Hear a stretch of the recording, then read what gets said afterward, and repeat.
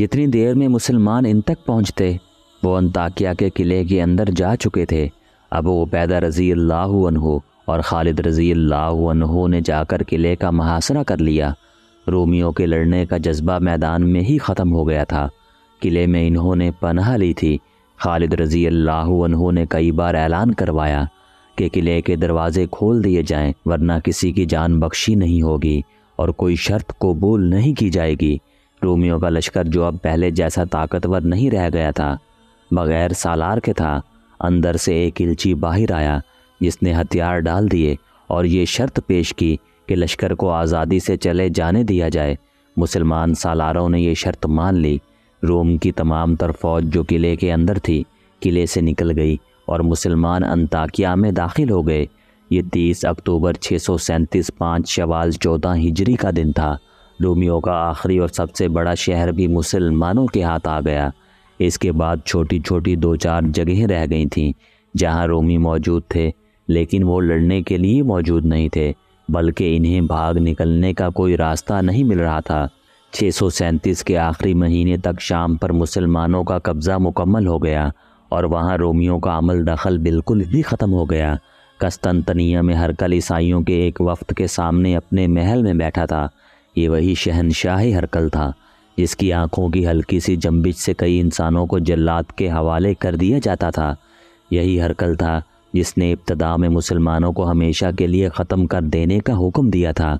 یہی ہرقل تھا جس نے حیرت کا اظہار کیا تھا کہ عرب کے ان بدوؤں کو اتنی جرت کیوں کر ہوئی کہ انہوں نے سلطنت روم کی سرحد کے اندر قدم رکھا۔ اب تھوڑے ہی عرصے بعد وہی ہرقل اپنی آدھی سلطنت مسلمانوں کے حوالے کر کے شکست خوردگی کے عالم میں اپنے دارالحکومت قسطنطنیہ میں بیٹھا جیسے کبھی نہ ہارنے والا جواری ہار گیا ہو اور اس کے پاس پھوٹی کوڑی بھی نہ رہی ہو۔ تم لوگ مجھے کس طرح یقین دلا سکتے ہو کہ مسلمانوں کو ان علاقوں سے باہر نکال دو گے جو انہوں نے فتح کر لیے ہیں؟ ہرقل ان عیسائیوں سے کہہ رہا تھا، اگر تم میں اتنی جان ہوتی تو میں آج تمہارے سامنے اس طرح نہ بیٹھا ہوتا۔ شہنشاہ روم عیسائیوں کے وفد کے لیڈر نے کہا، اب یہ سوچنا بیکار ہے کہ شکست کا ذمہ دار کون ہے۔ ہم یہ مسئلہ لے کر آئے ہیں، وہ ایک بار پھر سن لیں۔ آپ جس خطے کو مسلمانوں کے حوالے کر آئے ہیں وہ نہ آپ کا تھا اور نہ مسلمانوں کا ہے، وہ ہمارا خطہ ہے۔ شکست آپ کی فوج کو ہوئی لیکن ایک غیر قوم کے غلام ہم بن گئے۔ مسلمانوں نے جزیہ ہم سے لیا ہے، یہ ہماری بے عزتی ہے۔ ہماری مجبوری یہ ہے کہ ہم مسلمانوں کے خلاف نہیں لڑ سکتے۔ ہم لڑیں گے، ہم اپنی جانیں قربان کرنے کو تیار ہیں، لیکن ہمیں آپ کی مدد کی ضرورت ہے۔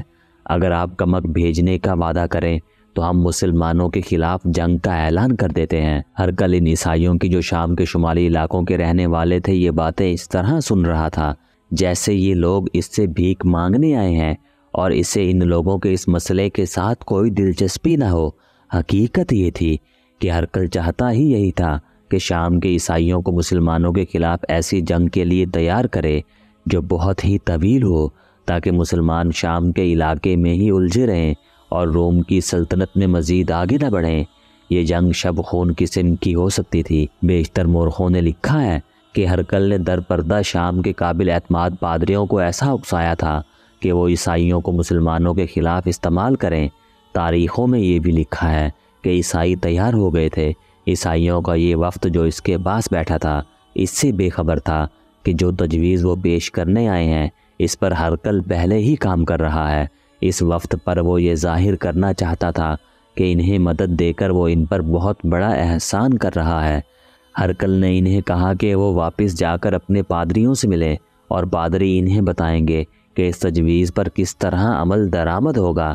اس نے انہیں یہ بھی بتایا کہ عیسائی جب مسلمانوں پر جگہ جگہ حملے شروع کریں گے تو ہرقل انہیں کمک کی صورت میں اپنی فوج دے گا۔ مسلمانوں نے اپنے جاسوس تمام علاقوں میں پھیلا رکھے تھے، جن میں ایسے جاسوس بھی تھے جو عیسائی بن کر عیسائیوں کے ساتھ رہتے اور پادریوں کی مرید بنے ہوئے تھے۔ ان میں سے بعض شام سے نکل کر جنوبی ترکی چلے گئے تھے۔ یہ علاقہ سلطنت روم کا حصہ تھا۔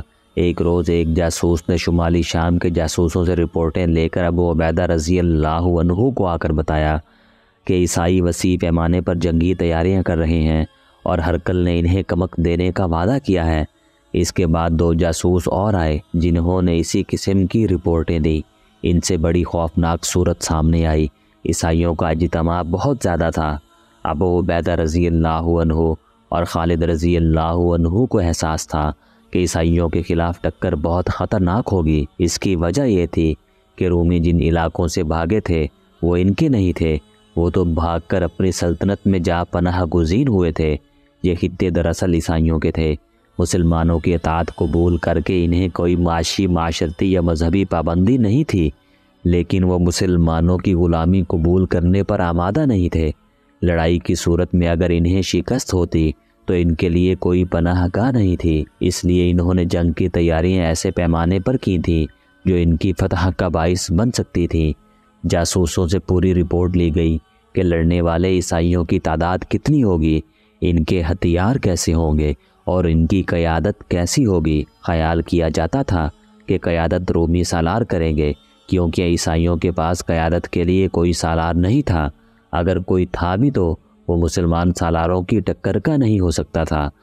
پھر بھی جو صورتحال پیدا ہو گئی تھی وہ مسلمانوں کے لیے بہت بڑے خطرے کا باعث بن سکتی تھی۔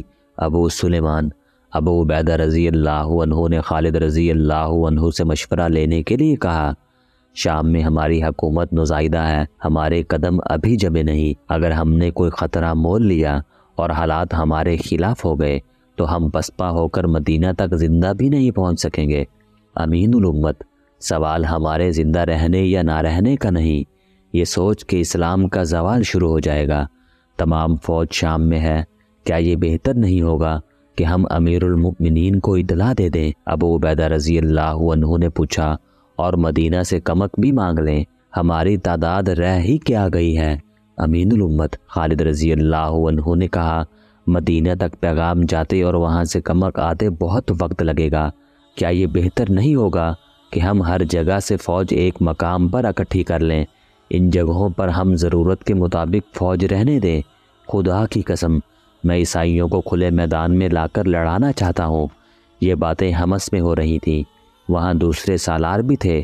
ان سب کی رائے یہ تھی کہ حمص کے اندر رہیں اور عیسائیوں کو آنے دیں کہ وہ محاصرہ کر لیں۔ ابو عبیدہ رضی اللہ عنہ کو اکثریت کی رائے کے مطابق فیصلہ کرنا پڑا۔ انہوں نے اپنے ان دستوں کو بھی حمص میں بلا لیا جو ارد گرد کے علاقوں میں تھے۔ اس کے ساتھ ہی ابو عبیدہ رضی اللہ عنہ نے ایک تیز رفتار قاصد کے ہاتھ خلیفہ رسول عمر ابن الخطاب رضی اللہ عنہ کو پیغام بھیج دیا، جس میں انہوں نے تفصیل سے لکھوایا کہ عیسائیوں نے ہرکل کی پشت پناہی میں کیا صورتحال پیدا کر دیا ہے۔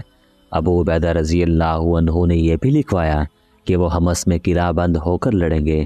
638 کا سال شروع ہو چکا تھا، 1.5 مہینے اور گزر گئے تو ایک روز عیسائیوں کا جم غفیر حمص میں آ پہنچا اور شہر کا محاصرہ کر لیا۔